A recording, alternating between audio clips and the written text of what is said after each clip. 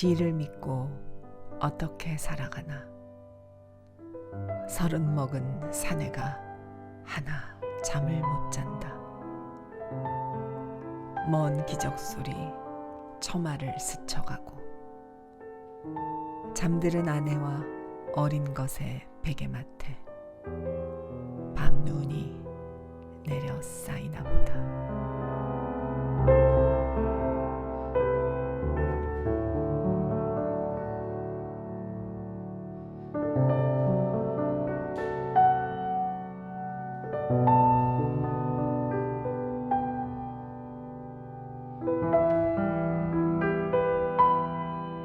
김광균 시인이 가지고 계셨던 이중적인 면 있지 않습니까? 생활인으로서 예술인으로서 그 두 개를 같이 동시에 가지고 가야 했던 데서 오는 갈등 같은 거. 예. 그러다 보니 시를 믿고 어떻게 살아가나라는 주제가 네.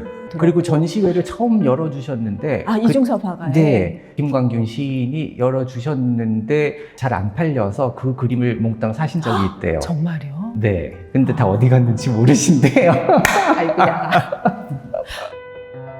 낙엽은 폴란드 망명정부의 집회, 포화에 이지러진 도룬시의 가을 하늘을 떠오르게 한다. 여러분 혹시 이 시 기억하시죠? 네, 제가 학창 시절에 이 시를 보고 뭔가 낯설지만 세련되고 도회지적인 그 느낌에 좋아서 반했던 기억이 나는데요. 최근에 이 김광균님의 시가 음악적으로 재탄생되는 그런 공연이 있어서 화제를 모으고 있습니다. 오늘 오유경 TV에서 공연을 있게 한 두 분의 주인공을 모셨습니다. 소개해드릴게요. 어서 오세요. 안녕하세요. 네. 안녕하세요. 먼저 최우정 감독님 오셨고 그리고 조재혁 피아니스트님 오셨는데요. 예, 두 분이 어떻게 보면 김광균님의 시를 네. 음악적으로 재탄생시켰다고 들었는데 어떤 역할을 하신 건지 먼저 조재혁 피아니스트부터 좀. 네, 저는 저 올해로 3번째를 맡는 강릉에서 열리는 하슬라 국제예술제의 예술 감독입니다. 예. 그래서 작년에 공연 중에 어떤 걸 하면 좋을까 아이디어를 내다가 나온 게 김광균 시인의 시로 음악을 붙여서 새로운 곡을 만들고 그것과 더불어서 큐레이션을 해서 공연을 하나 만들면 어떨까 하고 네. 생각을 했었습니다. 그래서 그 문학과 음악을 접하면 좋겠다 생각을 하고 있던 차에 그 전에 오페라를 보러 갔었어요. 1945라는 작품이었습니다. 너무 감명을 받고 작품이 좋아서 그 작곡가가 누구냐 했어요. 봤더니 제가 서울예고 1학년 다닐 때 3학년 선배 형님이셨던 최우정 작곡가님이셨던 거예요. 그래서 그냥 다짜고짜 몇십 년 만에 연락을 드렸습니다. 그래서 그렇게 해서 만나신 거예요? 네. 어. 그 중간에는 교류가 없었다가 왜냐면 네. 제가 올해 한국을 떠나 있었거든요. 네. 지금 제가 들었을 때는 원래 조재혁 피아니스트님은 피아노 피아니스트이기도 하지만 오르간이라든가 합시코드까지 다 능수능란하신 어떻게 보면 건반의 아이고. 기재라고 할 수가 있는. 근데 보통 이제 저는 작곡가로서 워낙에 이제 음악극을 또 여러 번 본 기억도 있어서 작곡가님이 네. 우리 피아니스트를 영입하신 줄 알았더니 반대로 우리 예술 감독으로서 네. 음악 감독을 이제 영입한 그런 케이스가 되는 거군요. 그래서요, 저는 그 처음에 시만 심었다 그럴까요? 네. 그리고 그것을 키우고 작품으로 이뤄낸 분은 이분이기 때문에 이분에게 물어보시면 됩니다. 최우정 작곡가님은 처음에 그러면 이 음악극에 대한 얘기가 아니라 김광균님 시에 대한 이제 곡 창작을 부탁받으신 거였어요? 네. 원래 곡 2개를 써달라고 위촉을 받았습니다. 그런데 일을 크게 만드셨어요? 뭐 그냥 그때 스타벅스 어디더라 우리 거기 한남동에 있는 스타벅스에서 곡을 2개 또 영어를 워낙 잘하셔가지고요. 영어로 저기 와사등하고 목련, 와사등, 목련 2개를 번역한 게 있어서 그거를 영어로 작곡해달라고 해서 생각을 하다가 제가 원래 이렇게 여러 개 남들 작품하고 같이 하는 걸 별로 안 좋아하거든요. 그래서 혼자 그냥 통으로 김광균 선생님의 노래뿐만이 아니고 삶 전체를 좀 우리가 한꺼번에 예술로서 경험할 수 있는 작품을 만들자. 그렇게 제가 또 역제안을 들었더니 너무 좋다고 하셔가지고 둘이 짝짝꿍에 맞았죠. 바로 그럼 그 자리에서 그 자리에 스타벅스에서 결정한 겁니다. 그래서 오늘 스벅 커피 가고 그렇게요. 김광균님에 대해서 혹시 그 전부터 시인으로 관심이 많으셨던 건지 아니요, 관심 별로 없었어요, 저는. 네. 유명하신 분은 알고 있었지만 그 독자거나 그러진 않았습니다. 굉장히 오래전에 한번 본 기억이 납니다. 네. 근데 이제 평소에 뭔가 우리나라 근현대사에 관심 네, 많으셔서 맞습니다. 네. 이 김광균 시인뿐만 아니라 네. 제가 봤던 음악극 중에서 네. 국립합창단하고 같이 했던 최승호 선생님의 마지막 눈사람 너무 감동적으로 봤었잖아요. 네. 그렇게 이제 그 시인님에 대한 시도 음악극으로 올라오는 걸 봤었고 네. 에드가 알런 포우의 적사병의 아, 가장무도회. 가장무도회. 예, 맞습니다. 그것도 제가 음악극 봤었고 오셨었죠, 두 분이 다. 맞습니다. 네, 또 우리 음악극 중에 정록, 네 정로. 네. 예, 대금 맞습니다. 네. 저기 명인들의 네. 이야기를 담은 제 공연은 두 분이 많이 보셨네요. 조 감독도 그렇고. 원래 그래서 음악극을 본인의 어떤 장르로 어떻게 보면 새롭게 만들어간 네. 분이셨기 때문에 이 김광균 시인의 얘기를 들으셨을 때도 아 네. 이것도 되게 좋은 소재가 네. 되겠다라고 바로 영감을 받으셨을 것 같아요. 그때 카페에서 만날 때 워낙 준비를 잘 해오셔가지고 시집을 또 정리를 한 게 있으세요. 그거를 이제 같이 읽으면서 보니까 내가 왜 김광균 시인한테 그동안 관심을 안 가졌지 하는 좀 워낙 그래서 이 기회에 이런 훌륭한 시인의 마음을 좀 다른 분들한테 음악으로 보여드려야겠다 이런 생각을 해서요. 단순히 가사에 작곡하는 것보다는 음악극으로 만들어야겠다 생각했습니다. 근데요, 이게 음악극이라고 할 수가 없는 게 예. 음악이 나오긴 하지만 시 낭송도 들어가고 미디어 아트와 타이포그래피도 예. 들어가고 그 연결되는 게 소리가 있기도 하고 빛이 있기도 하고 네. 공백이나 어둠, 예. 명암도 들어가고 해서 그래서 종합 예술이고 종합 예. 예술 완전. 종합 예술로 예. 해야지 어떻게 부를 수가 없더라고요. 그래서 그래서 참 독특한 여태까지 존재하지 않던 장르를 만들어내신 거고요. 예. 그리고 포커스가 이 추일서정이라는 극은 그 김광균 시인의 예술 세계를 보는 게 아니라 인간적인 면을 봤어요. 그것도 다 최정은 작곡가님이 생각하신 건데요. 네, 그런데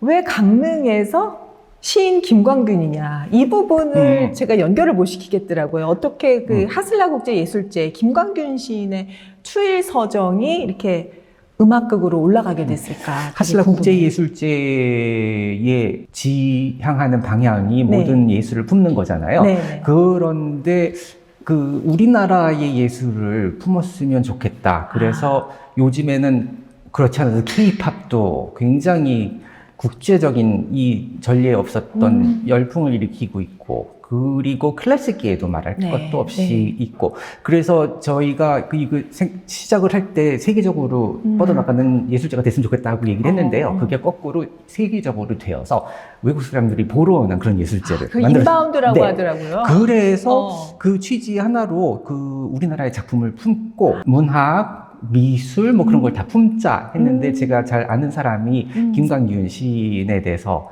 얘기를 해줬었어요. 근데 저는 사실 우리나라를 일찍 떠났기 때문에 그 접할 기회가 없었는데 네. 보니까 너무 네. 좋더라고요. 그 마더니즘이고 심볼리즘에 그 굉장히 함축되어 있으면서도 아주 아름답고 그러나 어두운 면이 어두운 보여서 면. 근데 예술은 네. 좀 그런 면이 많잖아요. 예. 그래서 예술적 가치가 너무 좋아서 이거다. 이걸 했으면 좋겠다 하고 있습니다. 아, 그렇군요. 네.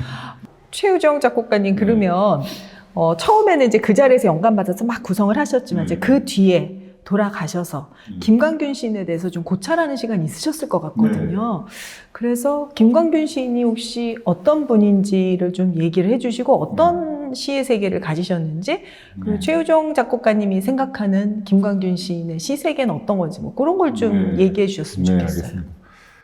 우선 두 가지가 저한테 결정적인 경험이었는데요. 하나는 아까 말씀하신 것처럼 김광균 시인님 가족들을 인터뷰를 1시간 반 동안 했습니다.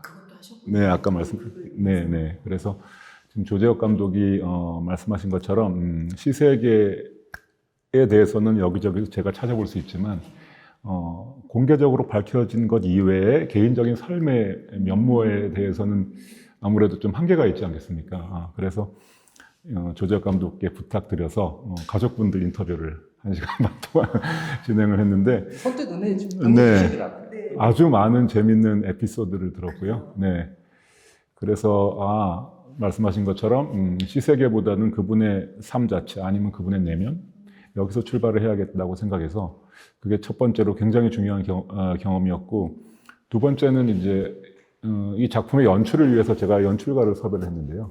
그분이 상당히 공이 큽니다. 통영국제음악제 제가 일할 때부터 같이 했던 박상현 연출가인데, 그분하고 이런 그 얘기를 하고 또 녹음된 자료도 같이 들려주면서 결국은 김광균 시인이 가지고 계셨던 이중적인 면 있지 않습니까? 생활인으로서 또 예술인으로서 그 두 개를 다 같이 동시에 가지고 가야 했던 데서 오는 갈등 같은 거. 예.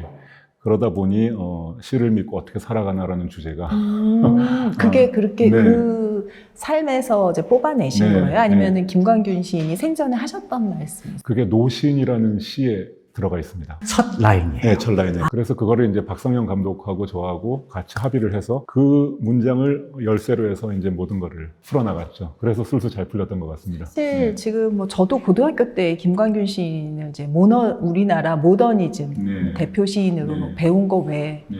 뭘 알겠습니까? 그래서 우리 조재혁 감독님께서 김광균 시인에 대해서 조금 간단히 설명을 좀 해주실 수 있으세요? 시인 그러면은 가난과 그 같이 붙어 다니잖아요. 거의 네. 시를 쓰면서 작품 활동을 하지만 그 당시에는 인정을 못 받거나 아니면 받아도 경제가 어렵거나 요즘에는 아트를 하면 그 상황이 좀 달라진 것 같긴 한데요. 그래서 그분이 그 시인 활동을 하시면서도 그 가정을 돌봐야 되고 그리고 그 집안에 사업이 있었는데 그 동생분이 하셨었대요. 근데 네. 납부를 당하셔가지고 맡으실 수밖에 없었대요. 아. 그래가지고 시를 쓰고 아티스트로 활동을 하고 싶은데 사업을 하셔야 되는 거예요. 그러니까 거기에 대한 또 속상함도 있을 거고 갈등도 있고 그걸 어떻게 엿볼 수 있냐면 거기 외손자가 있거든요. 예. 그러니까 장손자가 있는데 예. 그 분을 만나서 얘기를 해보니까 어렸을 때 자랐을 때는 할아버지가 시인인지도 몰랐대요. 뭐냐면 집에 오셔서는 언급을 하나도 안 하셨기 때문에 저는 제 나름대로 상상을 해보기가 왜 언급을 안 하셨을까? 언급을 하시면 그 세계를 생각을 하고 연결을 해야 되잖아요. 근데 그게 너무 고통스러우셔서 안 하지 않았을까. 그냥. 실제로 김광균 시인이면 한 20년 정도는 절필을 하셨던 시기가 네, 있었던 그때 아마 것 사업을 같아요. 하셨을 거예요. 그리고 제가 봤던 저는 이제 또 많은 예술 분야 중에서도 미술에 관심이 많다 보니까 김광균 시인이 원래 화가가 되고 싶으셨대요. 네, 그것도 처음 들었네요. 한번 가족들한테 확인 한번 해보시겠어요? 네, 저는 이제 그럴게요. 자료를 보니까 화가가 되고 싶었는데 화가가 못 되고 시인이 됐는데 그래서 그림 같은 시를 썼다. 그래서 약간 그 모더니즘 계열이면서도 굉장히 이미지를 굉장히 시각적인 걸 강한 시를 쓰셨잖아요. 그 당시 그렇게 해서 화가랑 굉장히 친하셨다 그랬거든요. 그리고 그래서 그러셨나 보네요. 이중섭 화가의 네. 그 은지화. 네. 그 작은 데다 그렸잖아요. 이중섭 화가가 돈이 없어가지고 네. 캔버스가 없어서 작은 담뱃값 그거에 그렸는데 그걸 항상 그 가치를 처음부터 알아보시고 그걸 항상 소지하고 계셨다고 네. 들었고. 그리고 전시회를 처음 열어주셨는데 이중섭 화가에. 네. 그 김광균 시인이 열어주셨는데 잘 안 팔려서 그 그림을 몽땅 사신 적이 있대요. 정말요? 네. 근데 다 어디 갔는지 모르신대요. 아이고야. 그리고 김한기 화백 같은 경우도 해외로 이제 프랑스로 갈 때 비행기 값이랑 여비를 전체를 다 대주셨다고 네. 알고 있고 기항지에서라는 시가 이제 그분을 떠나보내면서 쓴 시고 그래서 본인이 뭔가 화가로서 하지 못하고 또 예술가로서 살지 못한 뭔가 이제 아픔이라고 하나 아마 네. 그런 거를 그렇게 굉장히 표현을 하신 것 많이 같네요. 표현을 하신 걸로 이제 그렇게 봤는데 예. 굉장히 많이 공부하셨네요. 인터뷰하려면 저도 알고 이제 계시네요. 봐야 되니까. 훌륭하십니다, 진짜. 근데 확인이 안 되네요. 이제 두 분은 그 얘기는 못 들으셨던 거네요. 가족. 그 얘기는 못 들었어요. 가정사만 많이 들었죠. 왜냐면 그것도 사실은 다른 분들한테서는 듣지 못하는 귀한 이야기이긴 그렇죠. 한데요. 그래서 이제 두 분이 이제 어떻게 보면은 기획을 하셨고 처음에 그리고 음악극으로 이제 만드셨는데 여기에서 이게 말씀하신 신앙송, 타이포그래피, 네. 또 첼로, 네. 피아노, 네. 노래까지 노래. 들어가면서 굉장히 입체적인 곡이 됩니다. 하는 것과 사라져가는 것을 세월이 조용히 가르고 있나. 특별히 지금 그런 구성을 하신 이유가 있지 않으세요? 네, 있습니다. 아까 말씀드렸다시피 이제 시를 믿고 어떻게 살아가나라는 열쇠가 되는 문장으로부터 뽑아내질 수 있는 정서들, 예.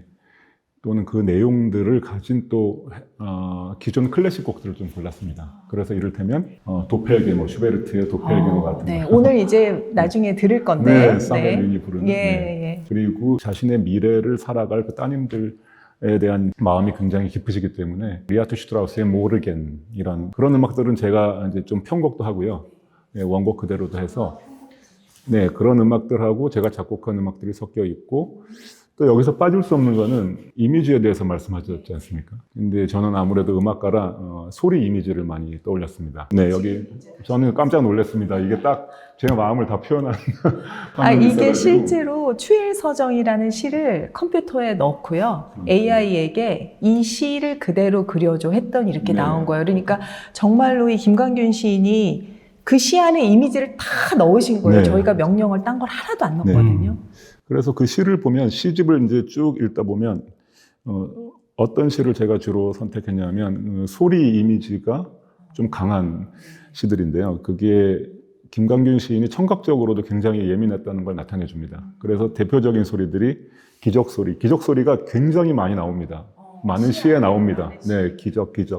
그리고 바람 소리가 되게 많이 나옵니다. 그리고 파도, 그리고 눈 소리도 많이 나옵니다. 그래서 그 소리를 쭉 따라가다 보면 김광균 시인의 어떤 마음이 저는 좀 개인적으로 느껴진다는 걸 알고 그런 소리를 담은 시와 또 그런 소리를 담은 사운드 트랙을요, 처음부터 끝까지 거의 끊이지 않고 조용히 깔았습니다.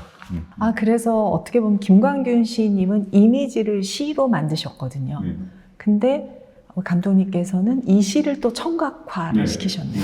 그러니까 이게 공감각적인 공연이 될 수밖에 없는. 그리고 그 다른 그 요소들이 들어갔을 때요. 음악 네. 선곡이 기가 막힌 게 드뷔시의 피아노 곡 중에 예, 눈 발자국이라는. 맞아요. 근데 눈 발자국이 아니라 눈의 발자국 소리를 소리. 생각하면서 쓴 거라는데 네. 그게 나오고 그리고 뜬금없이 프랑스 향송이 하나 나옵니다. 그쵸. 술레두 뽕두 따리, 술레 뽕두 따리. 근데 그게 술에 빠진 파리. 뽕파리라고 우리가 많이 얘기했던. 예, 근데 그게 살아 생전에 그 노래하시기를 굉장히 좋아하셨고 항상 손자들 불러다가 노래도 시키고 네. 본인도 하시고 있는데 맨 마지막에 흉이 나시면 그 노래를 부르셨대요. 그런 또 네, 그러니까 그 가족분들은 오셔가지고 그걸 처음부터 끝까지 보면서 그런 그 개인적으로 연결되는 부분이 있어서 더 와닿아서 펑펑 우셨어요. 취하면 기분 좋아 술에 빠진 바디. 아니 이번 공연에 또 관심을 모으는 이유 중에 하나가 무대 위에 올라가는 분들의 면면이 또 대단하신 거예요. 김미숙 배우님이 또 올라가시고 그리고 뭐 세계적인 성악가인 베이스 바리톤 사무엘 윤님 올라가시고 또 이번 무대에는 송영훈 첼리스트도 올라가시는 것 같고 프리마돈나 이명주가 하고요. 이명주님과 또 우리 조재혁 피아니스트께서 다 올라가시는데 이분들 섭외가 다 어떻게 된 겁니까? 하나하나 네. 컨택해서 한 분 한 분? 네, 그래서 관심이 있느냐 새로운 작품인데 그 섣불리 하실 분들은 아니잖아요, 사실. 그렇죠. 그렇지만 제가 개인적으로 친분이 있었고 충분히 설명을 설명드리기가 좀 곤란한 거예요. 왜냐하면 그 섭외를 할 때는 이게 구체적으로 나온 때가 아니었기 때문에. 아니니까 네. 얼버무려야 되는데 네. 그런데 그 관심을 받는 이유가 저는 궁극적으로 이건 것 같아요. 네. 그냥 이름 세 글자 김광균 시인. 그분의 작품으로 하면 예술적으로 가치가 있을 것이다 생각을 하시고 같이 함께 해주셨던 거고 물론 나온 작품은 너무 훌륭하고요. 네네. 그리고 이재훈 씨는 강릉에서 예술제가 끝나고 이제 서울에서 요번에 공연을 올리는데 네. 목소리를 처음에는 그 선생님께서 저한테 부탁하시는데 제 목소리는 아시다시피 안 맞잖아요. 이런 제일 처음에 시를 믿고 어떻게 살아가나가 나오죠. 예. 그래서 조용한 가운데 갑자기 내레이션이 나오는데 제가 분위기를 망치면 안 되잖아요.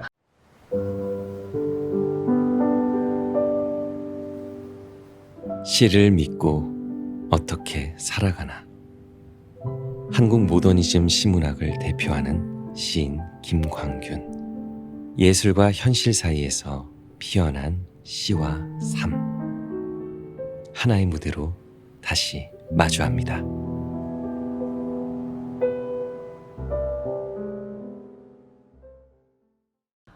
근데 저는 그래서 이 무대에 오르시는 분이나 이 곡의 어떻게 보면 퀄리티나 아니면은 이 하슬라 국제예술제가 하는 그런 모습이 저는 강릉시에서 엄청난 그 예술에 대한 투자를 하셔가지고 이런 프로젝트가 나오나 보다 해서 와 정말 멋진 프로젝트를 강릉에서 했다. 저는 정말 시나 이런 데서 하는 줄 알았어요. 근데 그게 아니라 네. 엄연히 따지면 물론 어떤 개인적인 네, 시작을 하신 거라면서요. 아이디어를 냈고 그래서 다짜고짜 강릉 아트센터 관장님을 찾아갔어요. 그래서 말씀을 나눴는데 그분도 이런 생각을 하고 계셨고 그리고 하슬라 국제예술제가 지향하는 것 중에 하나가 사람들과 소통하는 거고 찾아가는 거거든요. 네, 특히 병원이나 강릉에는 갈바리 의원이라고 아시아에서 최초로 생긴 호스피스 병원이 있어요. 그 1960년대에 네. 세워진 병원인데 거기까지 찾아가고 해서 근데 그 관장님께서 이런 걸 하고 싶으셨대요. 그 메인 공연은 강릉 아트센터에서 하고 사실은 하슬라 국제예술제는 예술제 사단법인과 강릉 아트센터와 공동 주체입니다. 그렇군요. 네. 어떻게 보면 민간에서 자발적으로 네. 이루어진 예술제라는 점에서 더 멋있고 주체자가 그렇게 돼 있으니까 이것은 예. 사실상 강릉 시민들의 것이죠. 예.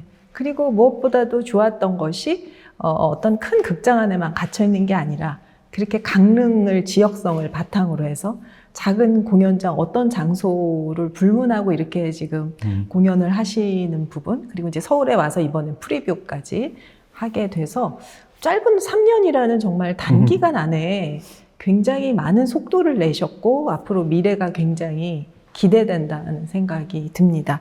저희 구독자분들 예술에 관심 있는 분들이 많으셔가지고 이 음악극이라고 해도 되나요? 이 공연에 대해서 굉장히 관심이 많을 것 같은데 여기에서 조금 그 극의 흐름에 따라서 제가 좀 여쭤보고 싶은 게 있어서 처음 시작을 노시인의 지금 시로 시작한다고 하셨는데 그러니까 김광균 시인님한테 노신이라는 존재가 좀 특별한 존재였던 것 같고 그리고 오프닝과 클로징을 다 노신으로 하셨는데 그러면 이거 최유정 작곡가님 뭔가 의도가 있지 않을까 싶어서요. 노신이 아마 그 악규정점 같은 걸로 쓴 것이 아마 신의 혁명 때였을 루신이라고 거예요. 하는 그분이신 거죠. 거죠. 그렇죠. 좀 다르죠. 네. 그래서 그 문명이라든지 그 문명의 대격변기에 그때 중국이 아시다시피 엄청난 변화를 맞고 있던 시기였는데 그때 아마 예술가라든지 지식인의 책임에 대해서 굉장히 현실에 대한 책임에 대해서 굉장히 고민을 많이 하고 있었던 거라고 알고 있고요. 그거를 김광균 시인이 그 같은 고민을 한국도 이제 그런 비슷한 고민을 했기 때문에 더구나 김광균 시인이 현실에 더 깊게 들어가 있던 사람이었거든요. 그래서 그런 비슷한 고민을 루신이라는 작가와 공유하고 있었다는 그런 어떤 자료를 읽은 적이 있습니다. 네, 있고 그거는 이제 객관적인 것이고 작품을 만드는 제 자신이 느끼기에 역시 상황은 지금 뭐 그렇게 옛날 그 루신이나 김광균 시인이 살았던 시대와는 비교할 수 없을 만큼 편하게 됐지만 그 예술을 하는 것하고 일상을 살아가는 하나의 직업인으로서 사는 것하고의 사이에 언제나 좀 갈등들이 전 나름대로 있었고요. 물론 교수를 하기 때문에 좀 비슷한 완전히 김광균 시인처럼 그 직업과 예술이 분리되지는 않았지만 그런 현실적인 문제와 예술적인 이상 사이에 좀 많은 갈등들이 있었고 어떻게 보면은 꼭 예술하지 않는 분이라도 자신이 추구하는 어떤 이상이라는 게 있을 것이고요. 또 그것과 전혀 반대되는 눈앞에 보이는 현실이라는 게 있을 텐데 그거 사이의 갈등을 참 많이 안고 살아가시는 거 아닐까 사람들이 그 생각을 하면서 썼습니다. 네. 아, 그렇군요. 그래서 시를 믿고 어떻게 살아가나가 예술을 믿고 어떻게 살아가나로 확장이 되고, 그래서 이 무대 위에 오르는 지금 이번에 많은 예술가분들이 그 하나의 화두에 다 공감하면서 올라가신 게 아닌가. 나중에 조인한 이재훈 씨도 네. 그 작품을 보면서 그 노신이라는 시와 함께 공감을 많이 하고 동참해서 영광이라고 얘기를 해줬고요. 네. 드라마turgy 같은 구성 요소로 봐도 영화나 그 오페라나 보면 처음에 나왔던 게 맨 마지막에 다시 리프라이즈가 되면서 그 연결되면서 그림이 완성을 하잖아요. 네. 근데 그게 저는 굉장히 기가 막힌다고 느꼈습니다. 네. 조재호 피아니스트께서도 그 피아노를 하면서 그런 고민을 하셨나요? 그렇죠. 저는 그게 좀 늦게 왔는데요. 어렸을 때는 그냥 뭔지 모르고 음악이 마냥 좋아서 했다가, 근데 제 아버지께서 그 현실을 아시니까 너 음악해서 어떻게 먹고 살려고 그러냐, 그거였어요. 근데 나중에 전 좀 20대 후반에 또 제2의 정신적 사춘기가 와서 음악을 그만둔 적도 있었고요. 아, 그러세요? 이렇게 해서 뭘 바라보면서 내가 앞으로만 갔는가. 그랬다가 한 1년쯤 지났다가 제 나름대로의 답을 얻고 평생을 바쳐봐야 되겠다. 음악을 좀 가난하게 살아도 그때부터 사람들이 음악을 듣기 시작하더라고요. 왜냐면은 그때 배짱이 생기더라고요. 그 전까지는 콩쿠르에도 입상해야 되는데 입상을 하려면 심사위원들 마음에 들어야 돼. 뭐 그런 생각을 했고 칭찬받는 게 중요했고 한데요. 그런 다짐을 하고 나니까 그 프라이오리티가 달라지면서 음악만 보는데 그렇게 됐어요.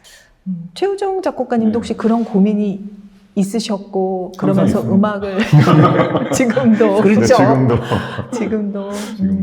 어떻게 보면 예술하시는 분들은 그 김광균 시인의 그 시의 첫 구절이라고 하는 그 화두에 너무나 공감을 많이 하실 것 같아요.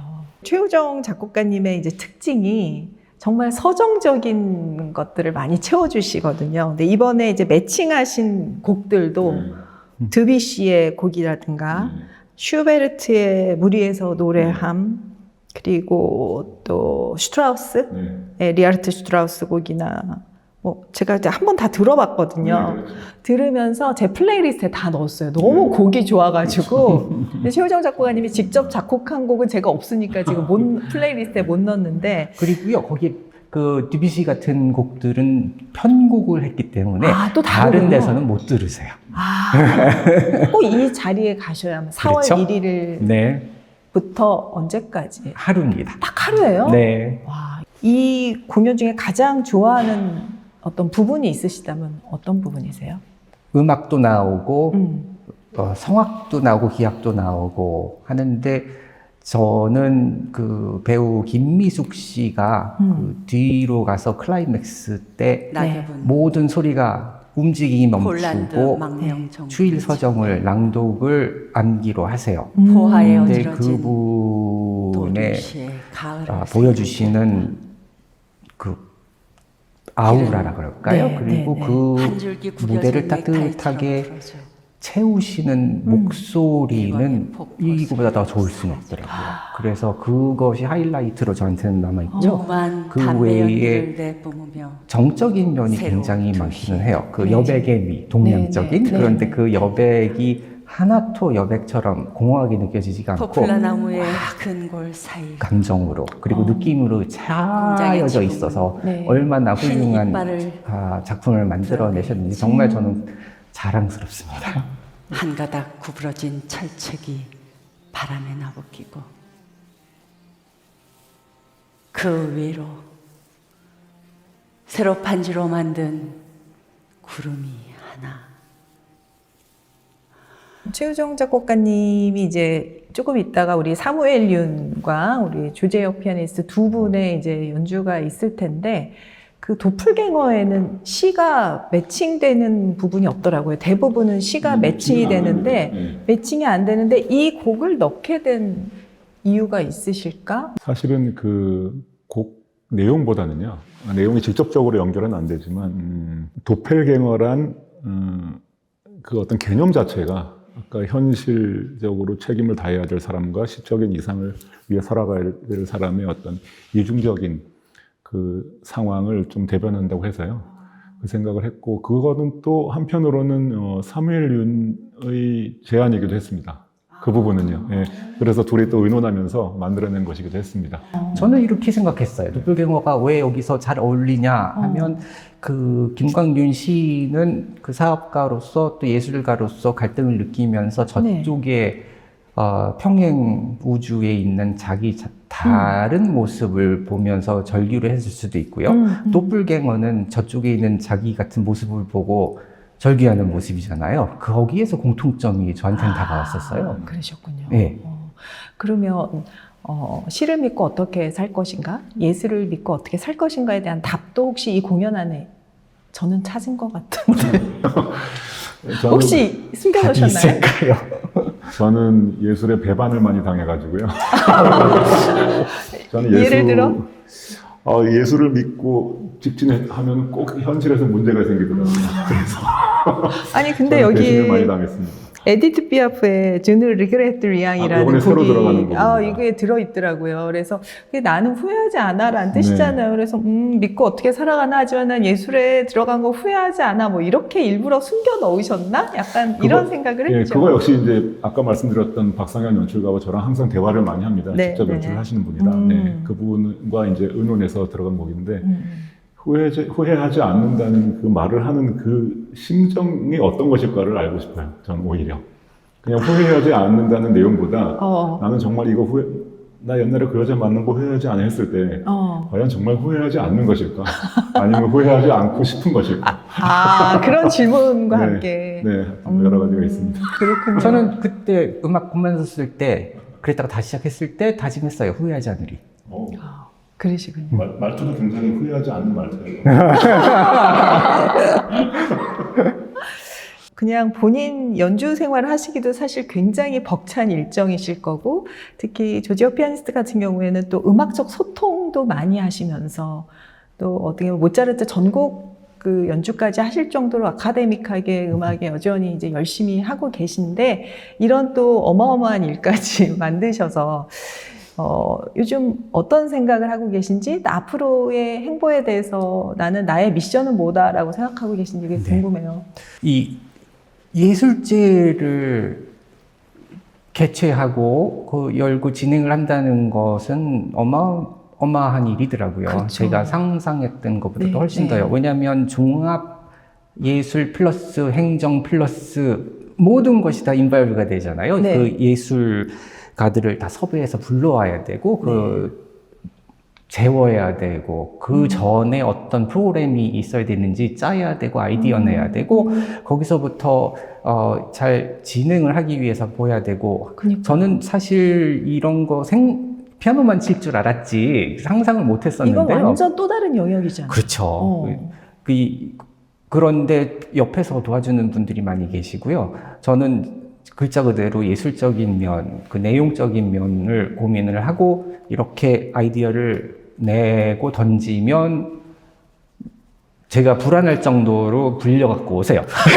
왜냐면 예산은 한정이 되어 있는데 처음에는 미디어 아트 그런 거 얘기 안 했는데 그것도 원래 말씀하시고 감독이 잘라주는 역할을 하는 거잖아요. 네. 네, 아티스트는 그냥 쏟아내고 네. 감독은 잘라주는 역할을 하는 거니까. 근데 저는 그 잘 하셨어요. 리밋을 두면 그 나올 게 못 나올 수가 있기 때문에 네. 뭐 내년에 못 하더라도 올해 그냥 다 해보자 그런 심정으로 하는데요. 그러니까 마음을 모아주시면서 이렇게 정성을 쏟아주시는데요. 제가 이 예술제를 하면서 바라는 거는 그 사람들과의 소통과 예술이라는 게 어떻게 보면은 일반 사람들의 삶에서 직접적인 연관이 없다고 생각하는 사람이 제일 많잖아요. 저도 옛날에는 그랬었고 그렇지만 알고 봤더니 사실은 저는 그 피아노를 시작한 게 제가 좋아서 한 거지 무슨 원대한 꿈이나 그런 건 없었거든요. 근데 알고 봤더니 이게 인간이 살아가는 데 있어서 예술이라는 것은 뗄래야 뗄 수 없는 존재고 물 같은 아주 중요한 것이구나. 예를 들어서 그 가장 극한 경험을 했던 그 아우슈비츠 같은 캠프에서 지냈던 사람들도 거기서 작품을 쓰고 예술 활동을 하고 해서 거기 남아있는 곡들도 있어요. 그 정말 생사를 오가는 그 순간에. 네, 그러니까 예술이 없으면 의미가 없는 그 사람들이 많고 그만큼 공기처럼 필요한 요소고 그래서 그것을 예술을 하는 저희들은 그 공부를 하면서 파고들지만 다른 사람들은 그것을 하지 않아도 되지만 그분들한테 어떤 건지는 알려야 되는 책임이 있다고 생각을 하고요. 그거의 일원으로서 하슬라국제예술제는 강원도 강릉 시민들을 찾아가서 소통을 하고 강원도 민 우리나라 그다음에 세계 사람들을 해서 이 같이 이 좋은 또 꼭 필요한 요소인 예술을 나누고 소통했으면 하는 그런 바람으로 갑니다. 우리 최유정 작곡가님 같은 경우에는 사실 그 오페라 창작도 많이 하셨고 또 이제 음악극도 좀 실험적으로 많이 하고 계시지만은 요즘 가장 관심 분야는 어떻게 보면은 우리나라의 클래식의 주소를 찾는 맞습니다. 일인 것 같고 이것도 그 일환의 하나로 본인의 레파토리에 들어가는 게 아닌가 싶어요. 네, 좀 변화가 필요하다고 느꼈습니다. 저 자신부터. 네, 저도 어려서부터 바이올린 하다가 작곡을 그래서 제가 했는데 김광균 시인님하고 너무 이렇게 닮아지는 거예요. 화가가 되고 싶었는데 시인이 됐고 네. 바이올리니스트가 되고 싶었는데 작곡가가 된 네, 이것도 그렇습니다. 좀 닮았네 이 생각을 했죠. 원래 작곡은 하려는 생각이 없었고요. 어떻게 하다 보니까 여기까지 왔는데요, 저는. 네. 21세기에 좀 우리나라에서 만들어지는 클래식이란 뭘까 이런 생각을 많이 하게 됐고, 우리가 너무 그 19세기까지의 그 서양의 그 주로 백인 남성들이 쓴 그 레파토리를 재생산하고 소비하는 정도의 유일하게 클래식이요. 다른 분야는 안 그렇거든요. 이미 한국이 선진국이 돼서 다른 분야는 서로 주고받는 상황이 된 것 같은데 클래식은 아직도 그런 것 같습니다. 그리고 20세기 또는 한편으로는 20세기에 있었던 서양의 여러 새로운 음악들, 뉴 뮤직이라고 하죠. 그거를 그대로 대학을 중심으로 또 재생산하고 있다고 할까요? 그래서 이것이 지금 한국에 살아가는 다양한 사람들의 마음과 그러니까 닿아 있지 못하는 생각을 많이 하고 또 페스티벌 같은 경우나 이런 행사를 보면 외국의 해외의 아주 좋은 훌륭한 아티스트들이 정말 훌륭하죠. 예, 그분들이 와서 공연을 하면은 대부분 한국 청중들의 주머니에서 돈이 나가는.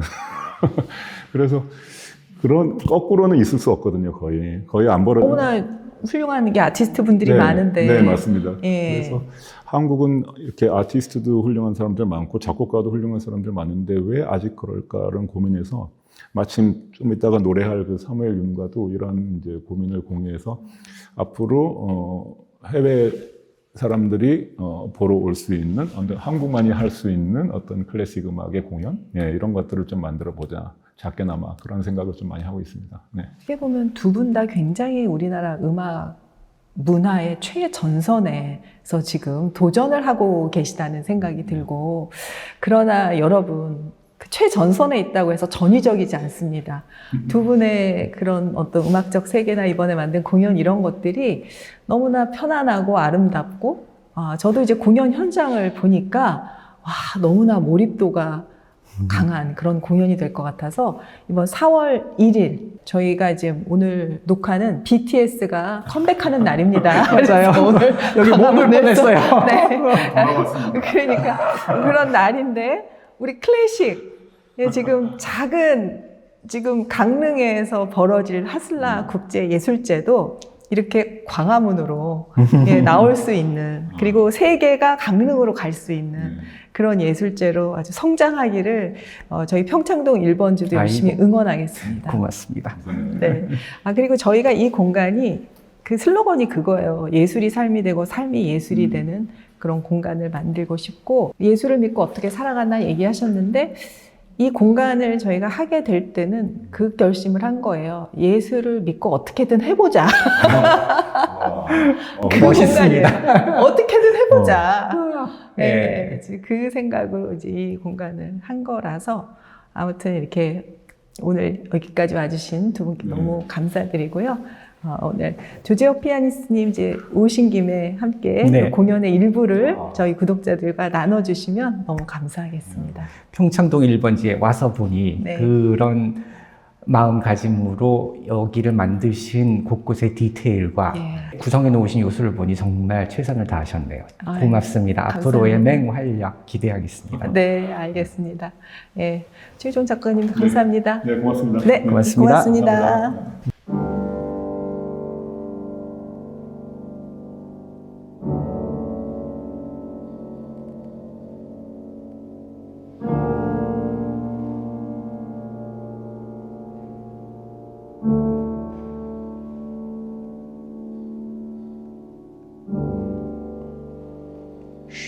Still ist die Nacht,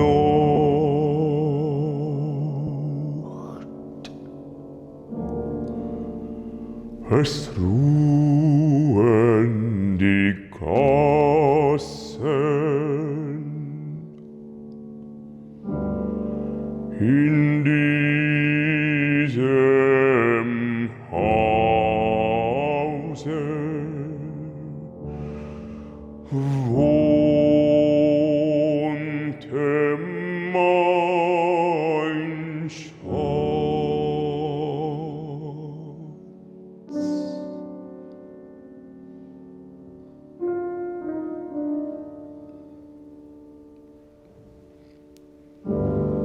Sie hat schon längst die Stadt verlassen,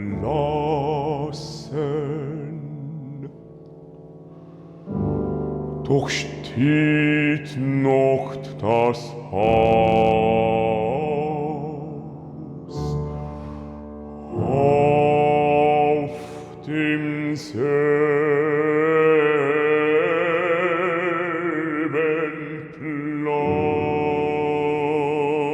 Platz.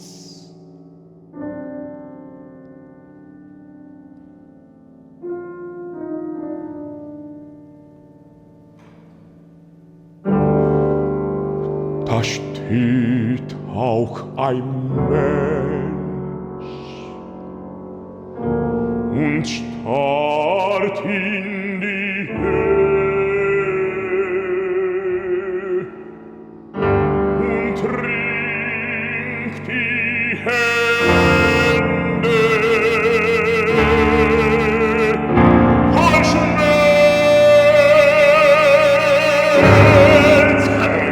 Gewalt.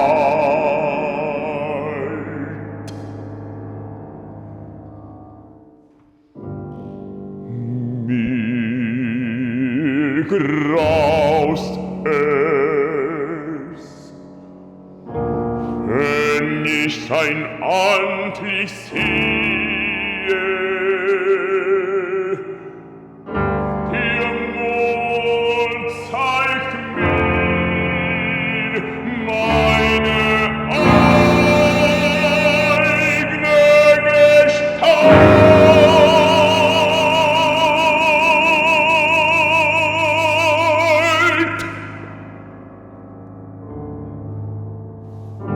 Tutto Pellegrino, du bleicher Geselle, was lässt du nach mein Liebesleid, das mich gequält ab dieser Stelle? So manche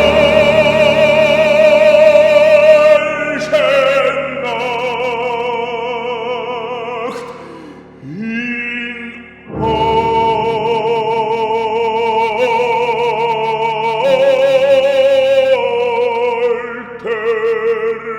Zeit.